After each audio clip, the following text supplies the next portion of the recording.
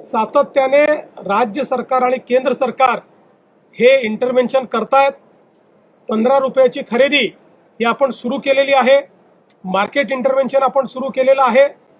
निश्चितपणे शेतकऱ्याच्या संदर्भात राज्यातलं सरकार हे संवेदनशील आहेत की जर राज्य सरकारने आणि केंद्र सरकारने 15 रुपयाने खरेदीचा निर्णय केलाय, तुमच्या काळात कधी केला होता काय दाखवा, तो कधीच दिसणार नाही।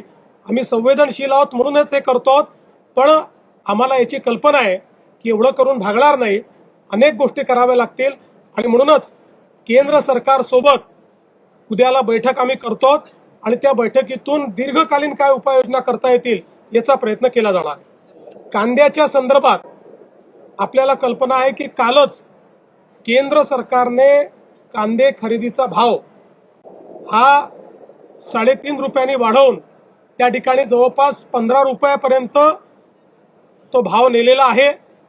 मोठ्या प्रमाणात खरेदी देखील सुरू केलेली आहे।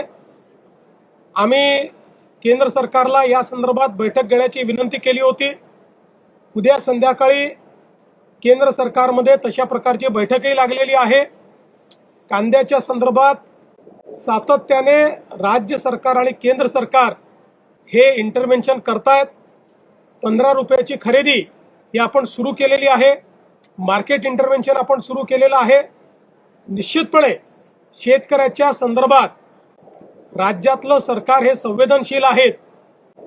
काही लोक विनाकारण या संदर्भात राजकारण करू इच्छितात आणि फोटो ऑपॉर्च्युनिटी करण्याचा प्रयत्न करतायत।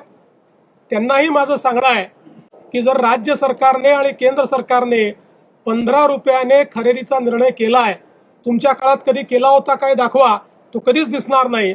आम्ही संवेदनशील आहोत म्हणूनच हे करतो, पण आम्हाला याची कल्पना आहे की एवढं करून भागणार नाही, अनेक गोष्टी कराव्या लागतील आणि म्हणूनच केंद्र सरकार सोबत उद्याला बैठक आम्ही करतो आणि त्या बैठकीतून दीर्घकालीन काय उपाययोजना करता येतील याचा प्रयत्न केला जाणार। काही नेत्यांकडनं सर या कांदा प्रश्नाच्या अनुषंगाने राजकीय आंदोलन सुद्धा केलं जाते, त्याबद्दल काय? 100% राजकीय आंदोलन आहे। म्हणजे कांदा कापल्यानंतरही ज्यांच्या डोळ्यात अश्रू येणार नाहीत अशी मंडळी आता अश्रू ढाळण्याचा प्रयत्न करतायत। पण मी स्पष्टपणे सांगतो, महायुतीचं सरकार कांद्याच्या संदर्भात संवेदनशीलतेनं काम करण्याचा प्रयत्न करते। नाशिकमध्ये आहे ते आंदोलन पाहायला मिळते, कारण की रस्त्यावर उतरून हे आंदोलन करतात, रस्ता रोको करण्याचा प्रयत्न केला। मला असं वाटतं की फोटो ऑपॉर्च्युनिटी चालली आहे, ते विरोधी पक्षात आहेत, त्यांचं काम आहे, ते दाखवून राहिले आहेत। सर, काँग्रेसच्या खासदार प्रणिती शिंदे वारंवार मोदींवरती टीका करतात। पुन्हा एकदा त्यांनी टीका केली आहे।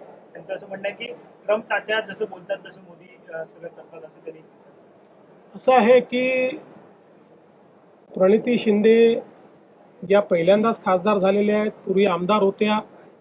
अपेक्षा आहे की अशा लोकांनी मॅच्युरिटीने बोललं पाहिजे, पण कोणी इमॅच्युरिटी दाखवली तर त्याला आपल्याला सांगणं थोडी होतं। आता एवढी जर इमॅच्युरिटी असेल, म्हणजे आपण कोणाबद्दल बोलतो, काय बोलतो या संदर्भात जर भान राहत नसेल तर अशा लोकांना जनताच त्यांचं स्थान दाखवेल।